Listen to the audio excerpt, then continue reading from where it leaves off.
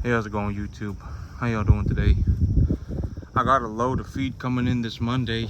I decided on getting this, the ground up cookies and the ground up candy bars is the stuff that I decided to get. So I called the feed mill yesterday. I called the feed mills that I've been talking to. There are two feed mills that I've been talking to, and I got a price estimate on them. This candy meal is what they call it, but this candy meal is a complete ration. So I was mistaken. I was originally told, from my understanding, that this stuff has to the candy meal has to be fed with a forage, a roughage. But when I asked them about it this time, they told me that it is a complete ration, so that I can feed them, essentially I can just feed them as much as they want. And so it's a 14% protein, and I'm getting it for well, depending on how much I get, it goes from 312 to 332 a ton. So yeah, but if I get 10 tons, it'll be $20 a ton more expensive. And then if I get it for or if I get 15 tons, if I get 15 tons, it'll be 312 a ton. So yep, and that's good. I need more tax write-offs as of this point. When I take these animals to market, I'm probably going to make a substantial amount of money. It's going to be way more than the money that I owe. I'm going to make a substantial net profit on these animals. So that puts me in a situation where I need to invest this capital, or I need to pay taxes. I need to, is one or the other. It ain't like if I don't invest the money, I don't get to keep it anyway. So I'm better off investing it. But investing is extremely risky. I know that, I take debt to buy these cattle. So I buy these cattle on a credit line. So essentially the bank gives me money. I don't take my own money to buy these cattle. And that is extremely risky. And that needs to be understood, that it is extremely risky to do what I do. But for me personally, I don't really see much risk in it. I know that it is difficult work. I know that most people who, when they think about farming, they say it's impossible. They say I'm gonna lose money. I know that that's the general consensus. Like if I were to go and ask most people, they would say, oh, you can't raise cattle and make money. Oh man, you can't farm and make money. But me, I can. You know, I know that I can.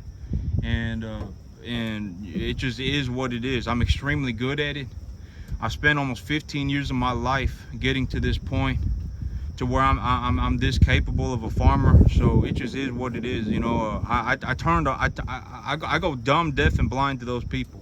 I just mind my own business, and I get it done. I make my money. And yep, but taking leverage to purchase cattle is very risky, and most people should not do it. I'm just gonna be honest. If the cattle market went down, if the cattle market, if we did end up going into another severe drought or whatever, the price of feed went up real high, or whatever, if the price of cattle went down, that would be extremely difficult on most people. If I wasn't very, very good at growing grass, this would be very, very difficult. There are many things that need to be accomplished to make this possible. And it's not just a one-trick pony kind of thing. It takes a lot of business know-how. It takes a lot of farming know-how. It takes a lot of stuff. It's not just I raise cattle. I raise cattle, but I also grow grass. I also run a business, etc., etc. So there's a lot of stuff that goes into it, and there's a lot of stuff that went into it for it to be turned out like this, where I'm able to make a substantial amount of money. But here on Monday, I'll be getting a load of feed. I'll be paying about $312 a ton for, and you know, next year, in about April, May of next year, I'll be getting another check from the government. I know I got one this year, and I know I'll be getting another one next year. And so it's not really you know, the money is not what I'm worried about. Okay, I know that it's gonna cost me it's probably gonna cost me about $3,500 to get it's going to cost me just under $3,500 or so, $3,500, something like that, to get 11 tons of feed. And that 11 tons of feed will last me about 2 months. But you know, realistically, I ain't worried about the money, okay? Like the $1,000 that it took me to run this business for a year is not even remotely close to the top of the list of things that I even consider to worry about. The money is not what I'm worried about. I know that may be that, you know, some people, they may go, dang, you know, he don't care about $1,000. But a lot of people think like that. They go, oh my God, $1,000, I can't risk losing $1,000. I can't do this. Oh my God, this is impossible now. And then they go down this death loop and they go, oh my God, it's because of the money. And it's not because of the money. Raising the cattle is way harder than making $1,000. Like exponentially harder than making $1,000. Most people, you know, most people, I'm just gonna be flat out honest, when they run stalker calves, the reason they lose money is because their calves die. They get sick and all sorts of stuff. They bring in a group of calves and suddenly they realize that, you know, they bring in 35 calves from out in the boonies, and they realize that 5 of these animals, that if they even try, if a person tries to even get close to one of these cattle, they'll run for their lives. Some of these cattle, you know, they could be 5 acres away, and you could start walking up to them and they'll look straight at you. And if you get even 1 acre to them, like half an acre away from them, 1 acre away from them, they'll go running for their lives. And they're very, very, very hard to catch. And you need to know how to catch cattle. You need to know how to give cattle antibiotics. You need to know how to run a vaccinations program. You need to know how to run a diet program for these animals, especially if I'm going to be running, if a farmer is going to be running lightweight calves on fresh grass, they need to be extremely well aware of what is going into their animals' gut, into what their animals are eating. Especially if they're eating fresh grass, because if that fresh grass goes to seed, turns into a roughage product, or if that fresh grass starts to die, or if the biomass accumulation is not good enough, the animals will start to develop malnutrition symptoms, and then they'll start getting pneumonia, and all sorts of just horribleness will go on. So there's a lot that goes into it. There is a lot that goes into it, and it just is what it is. And when I look back at what I've done, regardless of anything else, you know, when I told my parents, for example, that I was going to be a farmer, they told me, please God, no.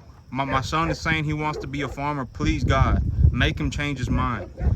You know, when I was 18 years old and I was telling my parents I wanted to be a farmer, even 2 years ago, before I bought this farm, my parents were like, oh my God, please, please, please, do you know what you're getting yourself into?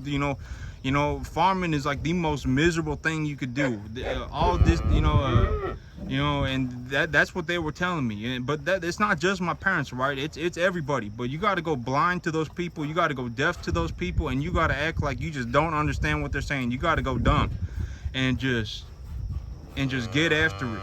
But stalker cattle is the hardest cattle segment is the hardest cattle business in the industry. A lot of people who run lightweight calves run them with mama cows, because mama cows reduce the risk that they put themselves in, because the mama cow, let's say something going on with the dietary, with the feed for these animals, like the grass is not a high enough quality for these animals to eat. Maybe I don't have access to quality feeds, etc., whatever. The mama cow can still chew on brush, a lower quality grass, and produce milk for the offspring. But if the grass goes to 10% protein, for example, 10-12% protein, which is very, very, very just you know, somewhere between 5 to 12% protein is what most people grow in terms of just a grass out on a field that they hardly touch. It'll be somewhere between 5 to 12% protein, depending on what stage of growth it is in, as well as how much water it got, etc., Mama cows can chew on that stuff and still digest it, but small calves cannot. And when mama cows digest that stuff, they'll produce milk for the calves to drink, and the calves can drink the milk, and the mama cows can eat the lower quality forage. But if lightweight stalker cattle get put on a low quality forage, you'll start seeing them drop dead left, right, and center, all over the place. They'll just start dropping dead because they'll have malnutrition. They're not starving to death. Sometimes they will starve to death, but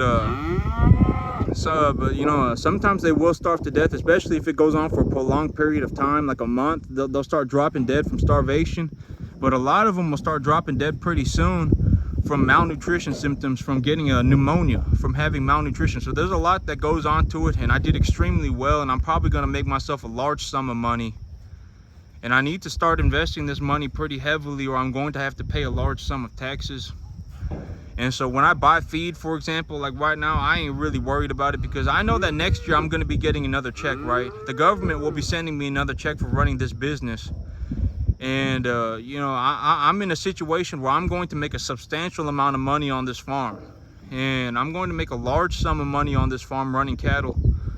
And I need to invest that capital, or I need to start getting ready to pay taxes. But that's it for me today, YouTube. Y'all have a good one.